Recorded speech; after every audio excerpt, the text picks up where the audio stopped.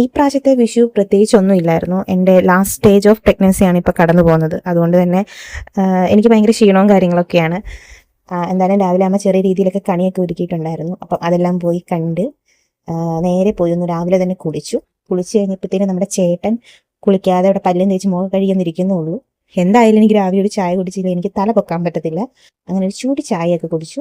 എന്തായാലും പണ്ടത്തെ പോലെയുള്ള ഒരു വിഷു ആഘോഷമോ അല്ലെങ്കിൽ ഒന്നും ഇപ്പോൾ ഇല്ലെന്നാണ് എൻ്റെ ഒരു തോന്നൽ. ഇപ്പം എല്ലാവരും ഡ്രസ്സൊക്കെ ഇട്ട് ജസ്റ്റ് ഇൻസ്റ്റാഗ്രാമിലൊക്കെ പോസ്റ്റ് ഇടുക എന്നാണ് ഇപ്പോഴത്തെ വിഷു എന്നുള്ളതാണ്. പുറത്തോട്ടൊന്നും നോക്കിയാലൊന്നും ഒരു ആരും ഇല്ല, മൊത്തം ഒരു ശാന്തമായ ഒരു അന്തരീക്ഷമൊക്കെയാണ്. ചൂട് അത് വേറൊരു കാര്യം. ഞാൻ പിന്നെ റൂമിൽ പോയി ഒരു പുസ്തകത്തിൽ ഇരുന്ന് വായിച്ച് രാവിലത്തെ ബ്രേക്ക്ഫാസ്റ്റ് കഴിച്ച് അപ്പവും കിഴങ്ങറിയൊക്കെയാണ്, 2 മുട്ട എടുത്തിട്ടുണ്ട്, പിന്നെ പാലും. അപ്പം അതൊക്കെ കഴിച്ച് ഇത് നമ്മുടെ സുപ്പുണ്ട്, സുപ്പിന് മുട്ടയ്ക്കാണ് ഇവിടെ വന്നിരിക്കുന്നത്.